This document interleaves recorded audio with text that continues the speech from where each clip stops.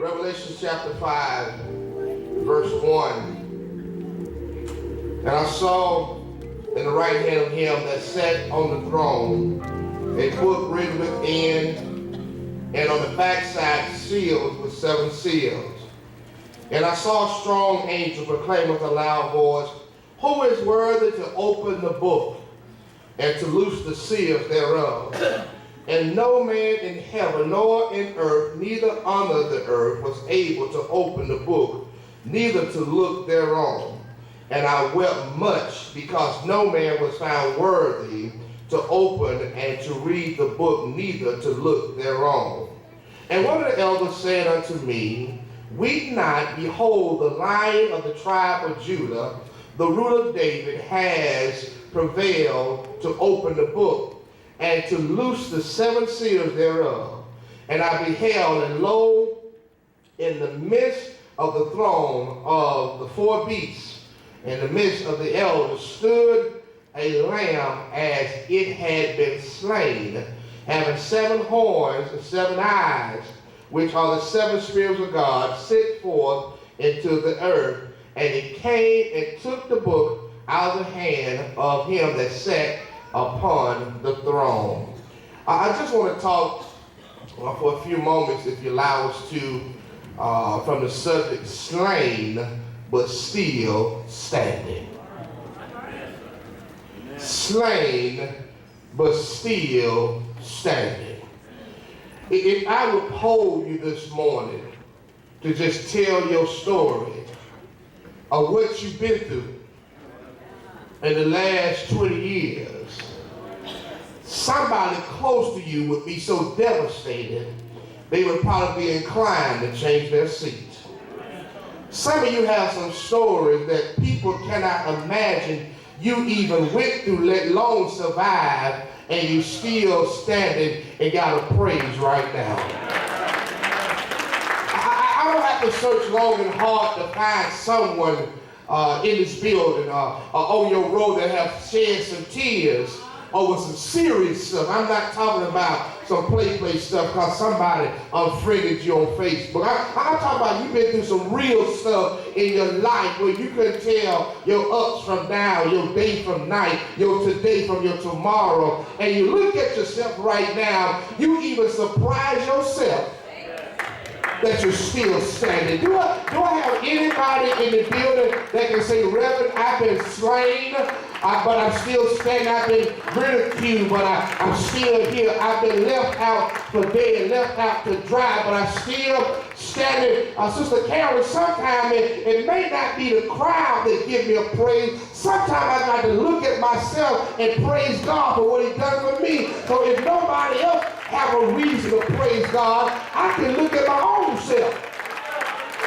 and give God a praise. Do I have anybody in here that can just say with me, I don't look like much, but I can tell you one thing, I don't look like what I've been through. I've been through trials and tribulation, but I still got a prayer. I weep and do it all through the night, but I still got joy. Anybody in the building say, "I've been slain, I've been ridiculed, I've been whipped, I've been beat with life, but I still can lift up holy hands"? Do I have anybody that fit that bill in the building today? It's not about people like it. It's not about family always being there. There have been times you got your biggest breakthrough when you had to stand all by yourself. Stop getting to the point where you think you got to have people on your side, people liking you, people taking on your back. Because I want to tell you a secret. People will let you down.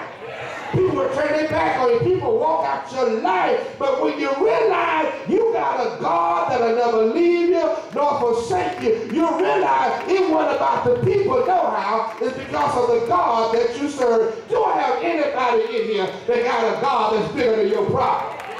God bigger than your situation. God bigger than your trial. God bigger than your trouble. And because of that, the church should have a problem giving God some type of praise. Why did I text today? You got to understand the historical feat of this text. This text comes from one, Sister Tori, one that followed Jesus, a half-brother of Jesus, one that was part of Jesus' ministry on earth.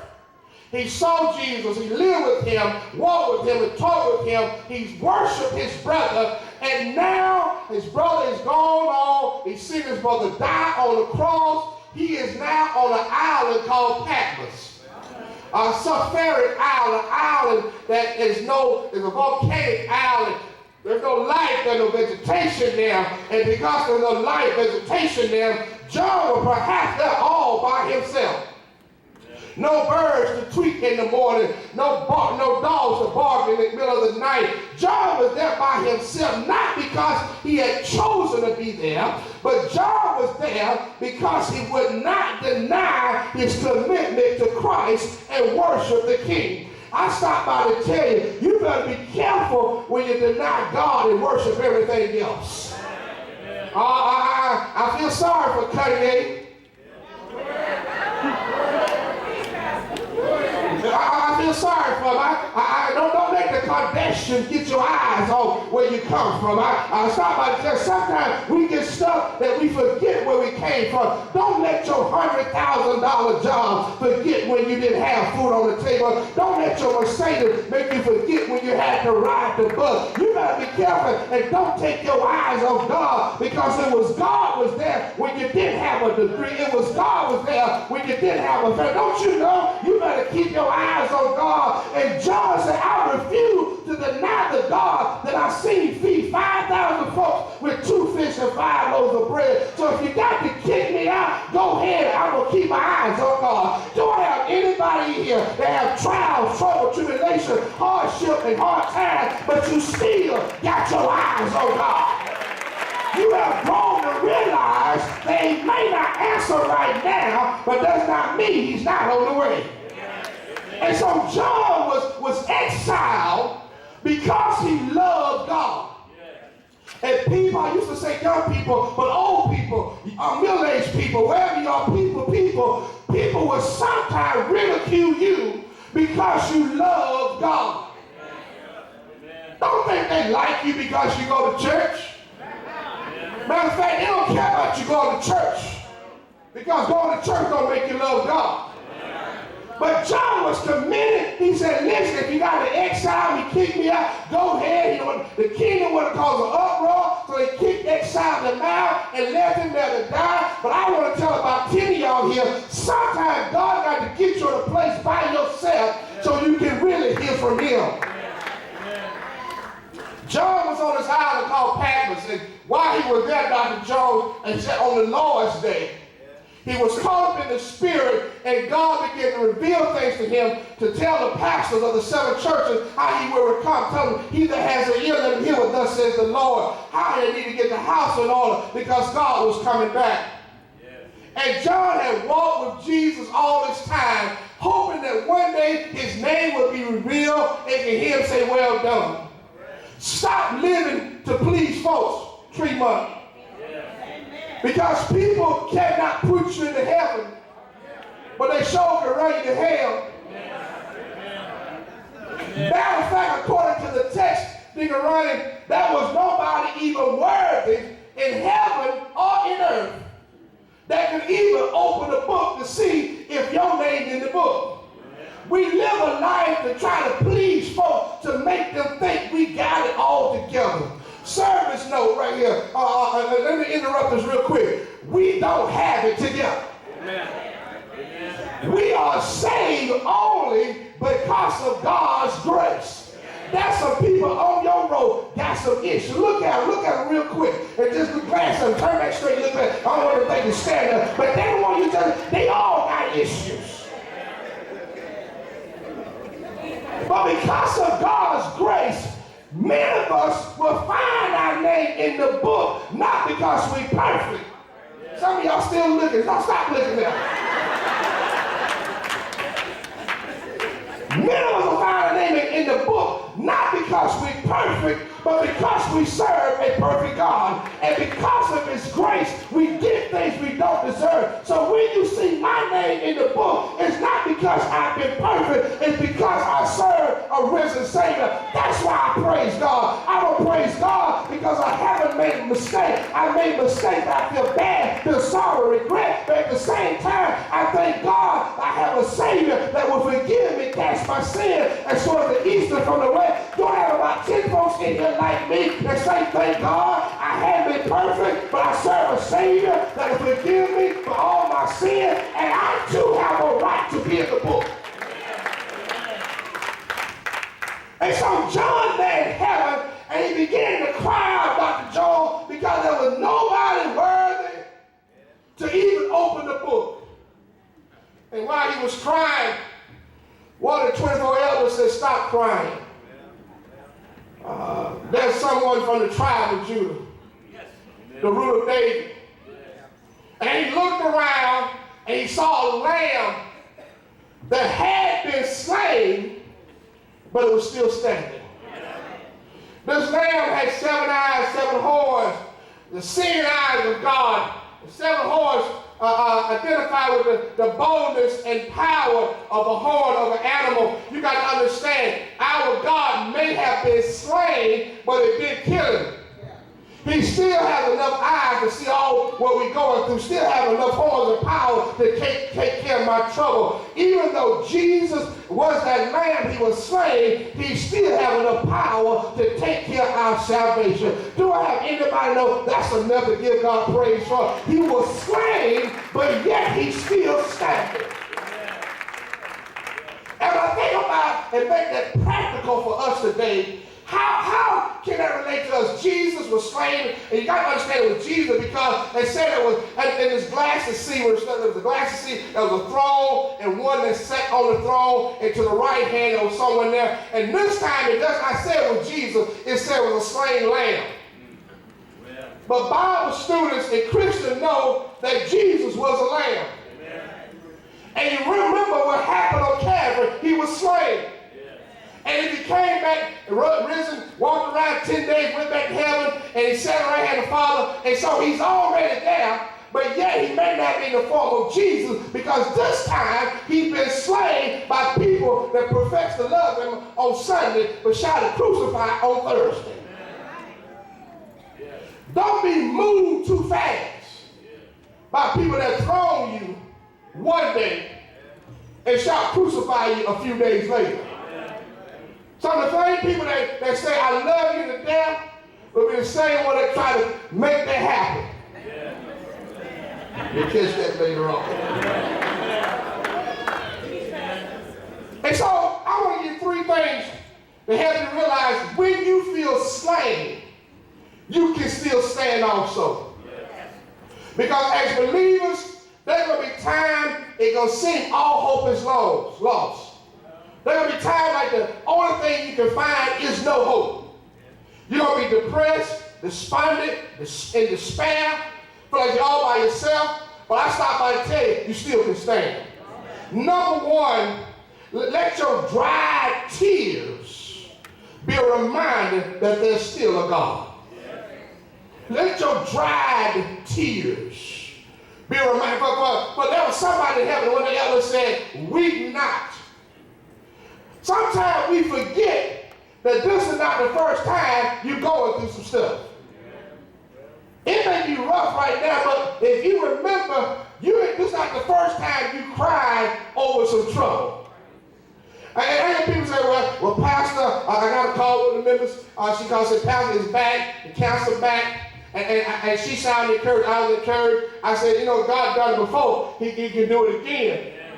So this is not the first time that God had an opportunity to make a way for you. So if you look back over your life, if he dried your tears before with the same problem, that should be a reminder that there is still a God. So when I feel like giving up, I remember how he dried my tears before, how he wiped my eyes before. Don't get upset because you lost a job, that you lost a job before and he gave you another job. You've been sick before and he healed your body. People don't walk away before, but you still stand. Do I have anybody in here that say, God, that drives a tear in my life? At that moment, at that time, I thought that was the end, thought that was all, there was no hope, but because God has wiped away all my tears from my eyes, I understand what David meant when he said, weeping may endure for a night and joy come in the morning. In other words, it may be bad right now, but bad don't last always. It may be trouble right now, but trouble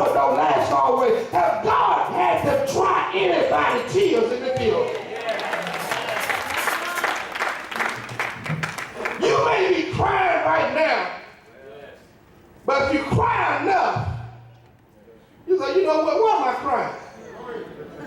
He done it before. He can do it again. Not only that, number two, you got to remember in this beach fair, the elder said, dry your tears, told John, stop crying. You know, God didn't bring you this far to leave you. Amen. Number two, if you look, listen, and remember, you will also know that God is still God. Amen. John was crying because he didn't think there was nobody in earth or heaven that could open the book.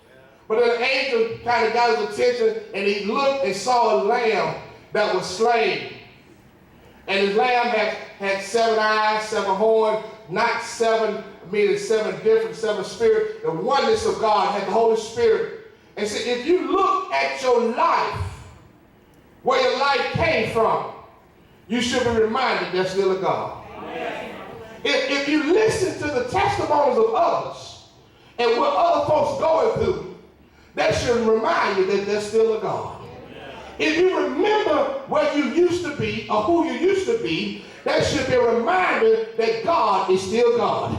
So every now and then, don't get too saved that you forget to look, listen, and remember. If you look around at the trouble that everybody else going through, you ought to say, you know what, I thought I had it bad, but I better give God a praise. You listen how other people have to take shots, take pills, go to chemo, take this and take that, need people to feed them, change their pamper, and you can get up out of bed, do what you want to do when you feel like doing it, you better praise God. If you can remember how bad it used to be, when you can tell your up and down, when you look at the refrigerator with nothing but water and baking soda in there, you gotta praise God. Do I have anybody here that don't need an organ to make you praise God? Don't need a drum to make you praise God? Don't need a choir, but you just look at your life and how your life is brand new. You remember where you came from. Listen to others and say, you know what? I better stop complaining because I really don't have it bad. There's somebody got it worse than me. So I better learn to give God praise, because if I don't praise him, he can make a rock cry. Do I have anybody in here know there's still a God? I may be slain, but guess what? I'm still standing. Amen. Slain, but still standing. Many times we forget, Brother Johnny, how bad it's been. And some people get used to complaining. Some people like to have a pity party. I can't stand y'all. I have to listen because I get paid to do that, but I be want to say, really? That's what you got to complain about? And I'm on my way to 2 funerals, and you complain about this right here? You better look at your life and say, God, I will thank you for things being as well as they are. It could be worse. I know you got trouble in your life, but because somebody look at you funny, because they don't speak to you, who cares if they look at you funny and don't speak to me? I got a lips to give God a praise. You ain't got to speak. You ain't got to like. Listen, stop feeling good and have a pity party. When God woke you up, you should have a pity party by a praise party. Listen, you better keep your hands in God's hand in a time like this. So you got to be, if you look, listen, and remember, you will know that God is still God. Let your dry tears be a reminder that there's still a God. Number 3, because you are still standing, that's the number 1 reason you should know there's a God. The second, because you're still standing. The reason Jesus was slain and still was standing is because he had a dad. And many of you here have went through so much stuff that you can't tell folks because they cannot handle it. There's people in here that's been molested by their fathers. There's people here that have been raped by family members. There's people here that were strung out on drugs but moved to Savannah to get away from that crowd so they can live and start a different life. There's people struggling with identities. There's so many things going on and we just can't tell folks about it. But because you're still standing and you're living through it all, that's enough to say, you know what? There is a God. Because of all that I went through, matter of fact, all that I'm going through, I I should have lost my mind. I didn't have enough money, but bills still got paid. I didn't know how I was going to make it, but I'm still standing. Listen, if nothing else is a testament to you that God is God, look at yourself. Because yourself is the greatest testament that God is still God. Do I have anybody in the building that say, I don't have to read the story of others. I don't have to read the Jet or the Essence magazine. I can look at my own life and tell myself, you know what? I'm a living testimony. I'm a miracle. I'm a breakthrough in the sky, because if it had not been for God, when I was slain, I would have been knocked down. But there's some of you here that got knocked down, but you bounced back right back up. Do I have anybody here that the world tried to knock you down, but you're still here? You had babies and didn't know how you was going to raise them, but your babies have had babies and you're still standing. You didn't know how you was going to make it. You lost job, but now you're having other folks get jobs. Do I have anybody in here that had to walk, but now you got more cars, you can keep gas in? Don't you know when God is in your life, you can say, I am a living testimony. I am a way being made. I'm a knight that have turned today, because he is a bridge over troubled water. So I just want to take my seat. Before I take my seat, I just want to tell you, you may be slain, but you're still standing. And because you're standing, you might as well give him a praise. The cancer didn't kill you. High blood pressure didn't kill you. The blood clot didn't do it. Nervous breakdown didn't do it. That marriage didn't do it. Those children didn't do it. That jail sentence didn't do it. Tell somebody I'm still here. And because I'm here, I'm going to give God a praise. I'm talking about the Lamb that was slain for your sins and my sins. They tried all they could to kill my Jesus. He turned water to wine. He raised the dead, gave sight to the blind, helped folks out, and they still tried to slay. I stop by the tell you, because you are slain, don't mean it's over. Sometimes you got to go through the storm, and when you go through the storm, know you got a God that'll bring you out. Do I have anybody in here that know God has brought you out? You don't have trouble in your way, but you're still standing. People turn their back on you, but you're still standing. People cause you to lose your job, but you're still standing. I may be slain, but I got a testimony. What's your testimony? I can tell somebody else, because of the God that I serve, you can make it. Give somebody a high five real quick and tell them you can make it. I've been through ups and I've been through downs, but you still can make it. And trials in my life, but you can make it. Matter of fact, I don't know what tomorrow's going to bring, but because of the God that I serve, I can make it. Do I have anybody in the balcony that know you can make it? Anybody in the choir know you can make it? Tremont, Savannah, Georgia, because of the Lamb that was slain and still standing. If he's so bad, you can say, because he's standing, I can stand also. Do I have anybody here that know when you got daddy on your side, you can talk a little different? We got daddy in your life, you can raise a little fuss. I wish I had somebody here that used to be bullied in high school. They used to run all the way home. And when you say, if I can just get to the house and get to the porch and get my dad, I don't see who's going to be the bully. I can run all the way home. But if I get to the house, I know you're going to be bad, because I got a daddy that'll fight my battles. I got a daddy who will make a way for me. Somebody said he's a battle axe in a time of battle. Somebody say he's a lily of the valley. Somebody say he's a bright and morning star. Somebody say he's a roll of shadow. Somebody say he's the great I am. But if you can't remember all that, let me tell you his name. His name is Jesus. Anybody know his name? I dare you just say Jesus. If you say his name, something should happen, because there's power in the name of Jesus. There's deliverance in the name of Jesus. Lives are changed at that name. Captives are set free at that name. When you call upon the name of Jesus, your enemies got the power. Why you know that, Reverend, and how you know? Because the Bible said every knee shall bow and every tongue confess that Jesus is the Lord. And because of that, I got a reason to give him a praise, because God is still God.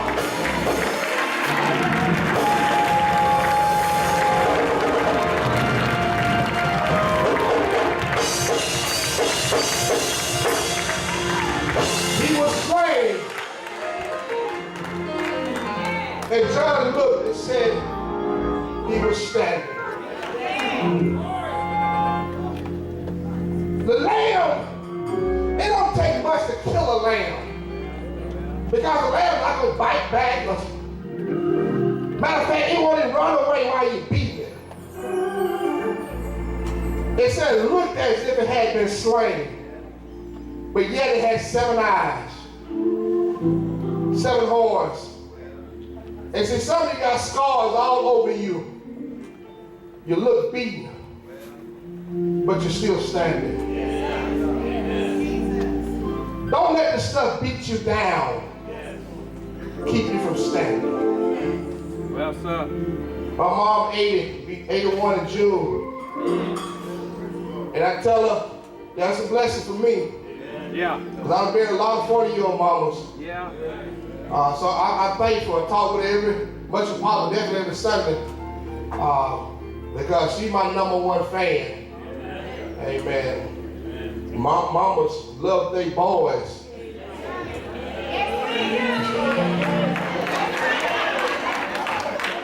Mama love their boys. And my wife reminds me every time she be, down at Malachi and all this stuff. I said, yeah, let that boy, he said, you a mama boy yourself, so leave my baby alone. And so I'm talking about mama, and I thank for her, and I thank God for her, but I sometimes say, Mama, you got to keep on moving. Yeah. And sometimes we can stop moving. And many times after accidents, after surgery, you go to rehab and therapy. They don't do stuff that you can't do for yourself. But they know after the surgery, you sometimes don't feel like it. So they got to give you therapy. So God told me to tell you, when you knock down and you've been beaten, you got to get back up and keep on moving. See, your therapy is not to stay down because you went through stuff, but get back up and stand. And the problem with many of us, once we down, we just lay down. You know how it is when you're over 35 and 40 and 50 and you fall, you just, let me lay here for a minute. Sometimes we've been down so long that we just stay there. But God said, get back up. There's still life in you. I'm still blessing you. You may be slain, but you can stand. Give God a hand praise.